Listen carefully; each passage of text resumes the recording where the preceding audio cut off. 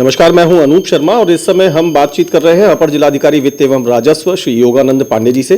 नामांकन की प्रक्रिया का आज अंतिम दिन रहा है और अभी भी कुछ ऐसे लोग जिन्होंने निश्चित समय अवधि से पहले प्रवेश पा लिया है वो अवश्य वहां पर अपने नामांकन प्रक्रिया का पालन कर रहे हैं। अन्यथा काफ़ी हद तक डिटेल्स अभी एडीएम एफएनआर साहब के पास आ चुकी है। सर, सबसे पहले तो आप लोगों को बधाई की पूरी एक पूरा चुनावी प्रक्रिया बड़ी संवेदनशील होती है, लेकिन इसका पहला चरण शांतिपूर्वक और सहूलियत के साथ संपन्न कराया आपकी पूरी टीम ने, तो इसके लिए बधाई। क्या फिगर्स सामने आ रही हैं सर पांचों विधानसभाओं को लेकर? देखिए, ये नामांकन की प्रक्रिया जनपद में 14 तारीख से प्रारंभ हुई थी, जो आज 21 तारीख तक 3 बजे तक थी। अभी तक की जो वर्तमान स्थिति है, क्योंकि 3 बजे तक जितने भी लोग अपने अपने कक्ष के पास पहुंच गए थे उन सभी लोगों को अंदर ले लिया गया था, जैसा कि माननीय भारत निर्वाचन आयोग का दिशा निर्देश है, उसी के क्रम में। तो अभी तक टोटल हमारे यहाँ जो हमारा मथुरा विधानसभा क्षेत्र है वहाँ पर टोटल 26 प्रत्याशी नामांकन दाखिल किया है। मथुरा वृंदावन विधानसभा से 26 प्रत्याशी? जी हाँ। और छाता से 15, माठ से हमारे 12, गोवर्धन से 13 और बलदेव विधानसभा से कुल 9 लोगों ने नामांकन पत्र अभी तक दाखिल किया है। तो इसका ये आंकड़ा बन रहा है कि मथुरा वृंदावन से सर्वाधिक हैं और बलदेव से इस पूरे आंकड़े में सबसे कम है। जी हाँ। टोटल संख्या पूरे जनपद की 75 है, 75 है। 24 तारीख को स्क्रूटनी होगी और जैसा कि आप जानते हैं कि 27 तारीख तक नाम वापस लिए जा सकेंगे, तो 27 तारीख के बाद ही ये फिगर बिल्कुल स्पष्ट हो जाएगा कि किस विधानसभा में कितने कैंडिडेट जो है चुनाव लड़ेंगे। सर, क्या इसको बाइफरकेट किया जा सका है अभी तक? हालांकि process is going on, but क्या कोई बाइफरकेशन हुआ है कि पार्टीज से कितने कैंडिडेट्स हैं और निर्दलीय इंडिपेंडेंट कितने कैंडिडेट्स हैं? अभी ये बाइफर्केशन थोड़ी देर में आपको उपलब्ध करा दिया जाएगा, चूँकि अभी नामांकन चल रहा है। जो लोग 3 बजे तक आए थे वो अंदर हैं, तो जैसे ही ये प्रक्रिया समाप्त हो जाएगी उसके बाद इसका बाइफर्केशन आपको हम उपलब्ध करा देंगे। लेकिन चूंकि आप उस पूरे दौर के बिल्कुल नज़दीक रहे और हम लोग भी बाहर से, मतलब ये कहिए कि हम यहाँ से विदा करते थे, आप लोग उन्हें रिसीव करते थे, तो निर्दलियों की संख्या काफ़ी अधिक नज़र आ रही है। देखिए, जहाँ तक ऐसे निर्दलीय प्रत्याशियों की बात है तो मथुरा वृंदावन क्षेत्र में ज़्यादा है, बाकी कमोबेश हर जगह लगभग बराबर है, 2-4 करके। केवल मथुरा वृंदावन में संख्या थोड़ी अधिक है। इस पूरी प्रक्रिया की जो 14 से शुरू होकर के आज तक निपटी है, कोई खास ऐसी चीज़ जिसे आप डिस्कस करना चाहें, बताना चाहें?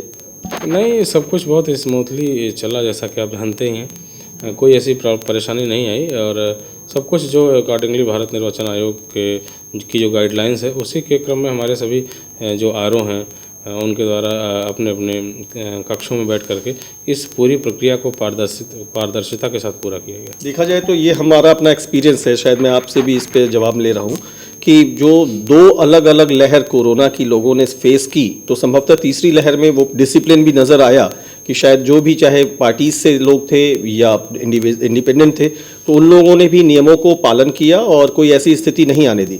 हाँ जी हाँ, इस बात से मैं बहुत हद तक आपसे सहमत हूँ, क्योंकि हमारे यहाँ जो 100 मीटर का दायरा बनाया गया था, जो बैरिकेटिंग और बैरियर्स लगाए गए थे, उसके बाहर भी किसी प्रत्याशी द्वारा किसी भी प्रकार का जुलूस या इस तरह की चीज़ें नहीं की गई और कोविड नियमों का पूरी तरह से पालन किया गया। हमारे कक्ष में जो 1+2 की व्यवस्था थी वही थी, बाहर भी लोगों की काफ़ी संख्या में जो पहले भीड़ हुआ करती थी वो बिल्कुल भी नहीं थी। तो इस तरह से देखा जाए तो जो कोविड गाइडलाइन का पालन भी लोगों ने किया और भारत निर्वाचन आयोग के दिशा निर्देशों का पालन करते हुए नामांकन पत्रों को दाखिल किया। अब इंतजार रहेगा सर 27 तारीख का, तब चीज़ें पूरी तरह से सामने। जी, 27 तारीख को बिल्कुल सिनेरियो क्लियर होगा कि किस विधानसभा क्षेत्र से कौन कौन से प्रत्याशी होंगे। बहुत बहुत शुक्रिया सर इस जानकारी के लिए।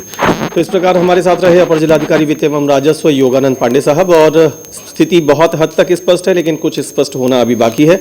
मथुरा की 5 विधानसभाएं हैं, उनमें से 75 प्रत्याशी सामने आए हैं। इनमें पार्टियों से आने वाले प्रत्याशियों के अलावा निर्दलीय प्रत्याशी भी काफ़ी संख्या में है।